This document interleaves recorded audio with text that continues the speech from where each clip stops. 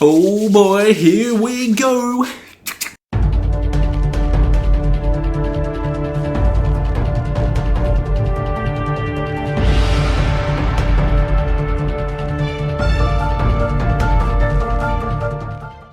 What is happening, guys? My name is Jamie. Today we are reviewing Anaal Nathrakh's new album, Endarkenment.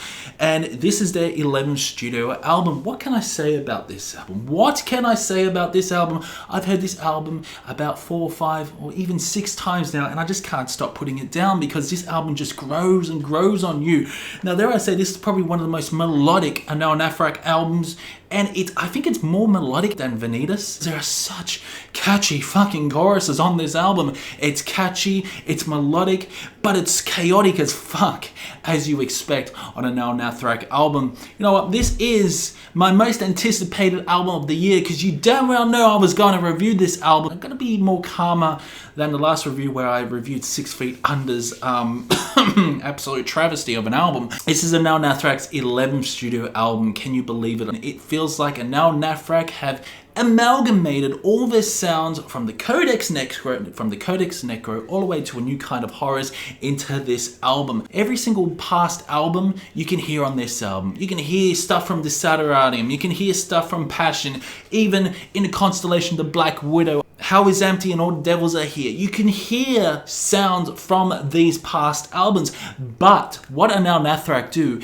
is something very clever, because they combine the newer sounds as well on this album. This is a very different album by this band. I don't care what anyone says. A lot of people saying that this album sounds the same to the other albums. That's fucking bullshit, man. That is bullshit, because there are absolutely amazing soaring choruses on this album. It's melodic as fuck, and some of these songs are very sing-alongable. Of course, you get the most intense, chaotic moments on this album, nearly as chaotic as in the Constellations of Black Widow, that album was fucking intense as fuck.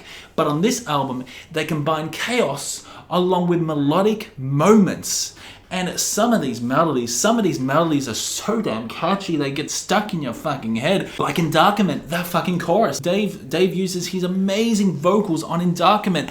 The melody is amazing, and Endarkenment is such an awesome way to kick off the album. But not only that, Mick Kenny incorporates incredible guitar work, not to mention some power metal vibes that you get from Endarkenment, along with that awesome solo. And leads on to Thus Always to Tyrants. This song is absolutely chaotic as fuck, but it's also got some melody. This is probably the first time I've heard Dave actually use some really deep guttural vocals. Now, this song really reminds me of something out of How Is Empty and All the Devils Are Here, especially that song Genetic Noose. The way he expresses his vocals on this song, and how chaotic the drums are, along with the awesome melodic guitar work you're getting. This is probably not the most chaotic song off the album, but it certainly has a great flow to it, and I just love it. It leads on to The Age of the Starlight Ends, which is, ooh, this song's a fantastic song, don't get me wrong, but I just feel it's definitely one of the weakest songs by Anaal Nathrakh, and that's just my opinion. The Age of Starlight Ends is one of the weakest songs, and I gotta be brutally honest that there is a pretty catchy chorus, but I just feel that the flow and the chord progression, although this song is absolutely amazing as well, I just feel that I don't really want to go back to The Age of Starlight Ends. Just feels like The Age of Starlight Ends doesn't really fit on this album. I do love the chord progression, as Mick Kenny provides some really nice guitar riffs, and Dave just goes along with his crazy vocals, his high falsetto. Incredible atmospheric song by this band. But then it leads on to one of the most interesting songs off the album, called Libidinous, or I don't know how to pronounce it, but my god, this is a much slower song. There I could say this could be a ballad by Anaal Nathrakh, but it's a lot slower, but it's still chaotic as anything, but it's got such an incredible catchy chorus. I do love the stop and starts on this song, along with a really nice flow, but this song is absolutely amazing, and it's something very different by this band. But of course, you could really compare this song something out of Desaderadium, where this song is very melodic, but it's also got that gritty guitar work, and it's also got those riffages that you get from Desaderadium. The overall structure of the song is fantastic as always, and I just love that chorus. That chorus is so damn melodic. But then after, you get Beyond Words. Now, this is the most chaotic Anaal Nathrakh song off the album, and it's just the intro just really makes me laugh. The intro really makes me laugh. Double fuckface. I love that. The intro, the really nice riffs, along with Dave's, oh my god, incredible vocal performance. Dave Hunt's incredible vocal performance. The way he screams are so anguish and visceral and horrifying to hear he screams like this. I think this is one of his best vocal performances, probably since Passion. Oh yeah, his vocal performance on this album are just absolutely incredible. He incorporates incredible pig squeals. Take notes, Chris Barnes, pig squeals. Incredible pig squeals on this song. And it's just so damn chaotic. It leads on to Feeding the Death Machine. Now, this song is a very different song by Anaal Nathrakh. It's got an awesome melodic riff. I absolutely love the chorus. And I love the chorus because it's got a really interesting guitar melody in the background. Ba-na-na-na-na-na, ba-na-na. It's got, the melody on this song is absolutely fantastic. Feeding the Death Machine is fluent.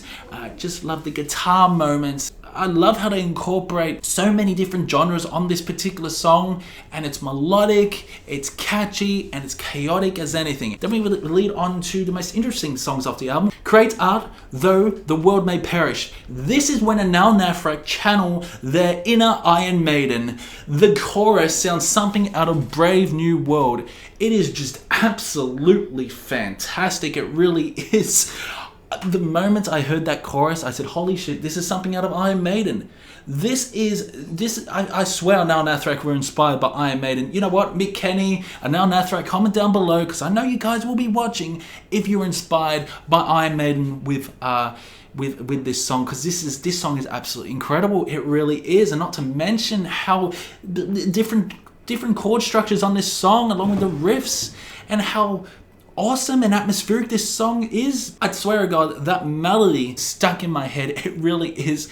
And not to mention the solos on this particular song are absolutely fantastic. This is probably one of my favorite Anaal Nathrakh songs at the moment. It's in my top 5 Anaal Nathrakh songs. It's under Singularity. Singularity is so damn good, along with a very catchy chorus as well. This song's got an awesome melody. It's chaotic as anything. Dave's vocals are incredible. Incorporates amazing screams throughout this song. Again, the melody on this song is infectious and it gets stuck in your head. And Punish Them. Oh, what an incredible song this is. It's a very interesting song and something I don't think they've ever done before. This is a very different sounding song by Anaal Nathrakh, but it's still intense as anything. It really is.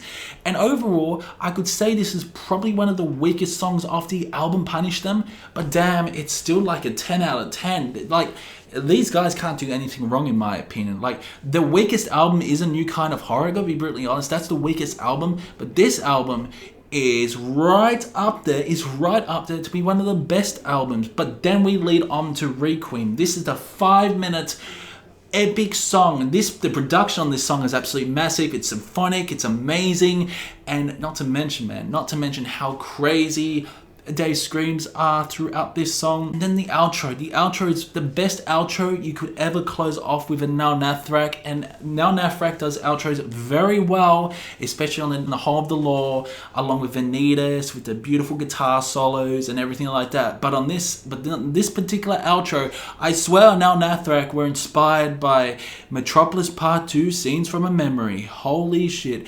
That outro with the guitar solos, and not to mention the melody. Were you inspired by Finally Free? Especially the actual melody and how it closes off epically, and even the drum fills as well. It's chaotic, it's amazing, and it's just an incredible, absolutely incredible way to finish off this album.